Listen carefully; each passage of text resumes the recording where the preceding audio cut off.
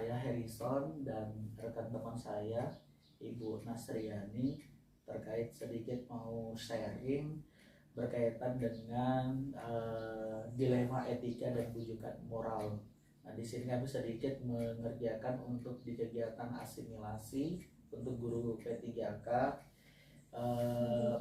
iya yang ke arah untuk mengidentifikasi kira-kira Ibu untuk selama ini bagaimana Bu untuk mengidentifikasi kasus-kasus yang merupakan dilema etika atau bujukan moral di SMK Negeri 1 Nunukan.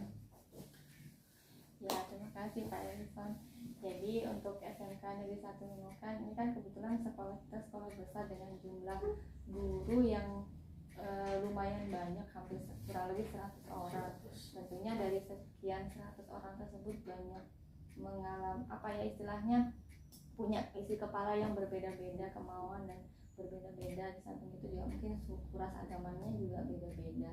Nah, ketika terjadi masalah yang jatuhnya ke dilema etika atau itu merupakan bujukan moral, tentunya kita harus mengidentifikasi terlebih dahulu pokok permasalahannya ini apa, ini bersangkut pautnya kemana, ujungnya kemana, tujuannya kemana, seperti itu. Tentunya kita tidak boleh juga ketika menghadapi suatu masalah langsung istilahnya itu menelan begitu saja dari aduan satu atau dua orang atau salah satu pihak, tidak seperti itu. Artinya intinya harus mengidentifikasi terlebih dahulu permasalahannya apa, duduk perkaranya itu seperti apa. Jadi kalau selama ini Ibu bagaimana Ibu menjalankan untuk mengambil keputusan di sekolah khususnya di SMK terkait kasus misalnya ada dua kepentingan yang sama benar atau sama-sama mengandung nilai kebajikan?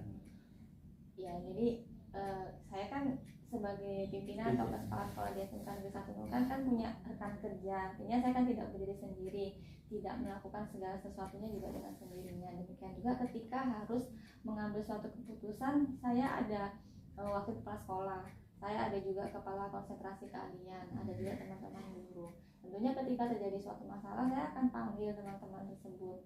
Saya akan mintai pendapat, jika terjadi masalah seperti ini kira-kira bagaimana ya, ini loh persoalannya seperti ini, kira-kira kalau saya ambil keputusan seperti ini baik atau tidak. Artinya ketika mereka mungkin dari 4 atau 5 wakil kepala sekolah tersebut memberikan saran dan masukan, kita pilih, kita ambil yang oh ini baik, oh ini tidak bagus, ya ini ujung tombaknya nanti kalau saya ambil keputusan seperti ini kayaknya tidak benar.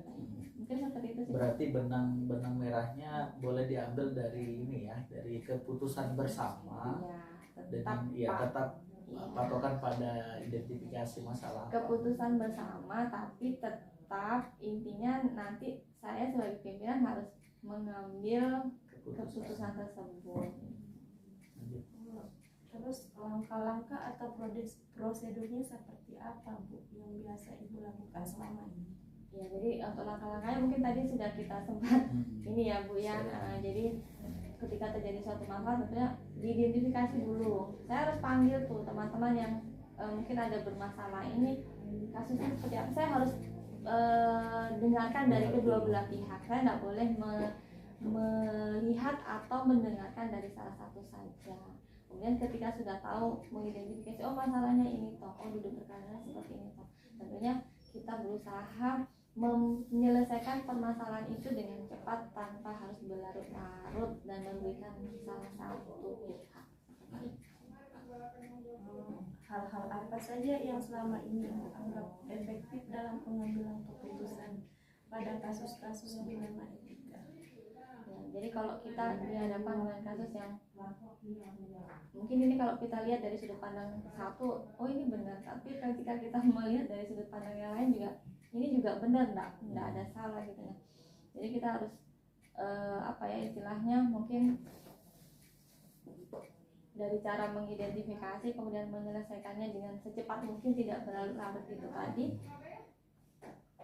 mencari keputusan atau menyelesaikan mana yang paling baik, dan itu tadi intinya tidak merugikan salah satu pihak.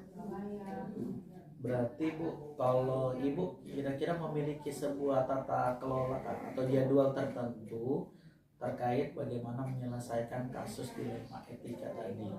Kemudian jadwal untuk menyelesaikannya, bentuk dan prosedur apa yang Ibu jalankan.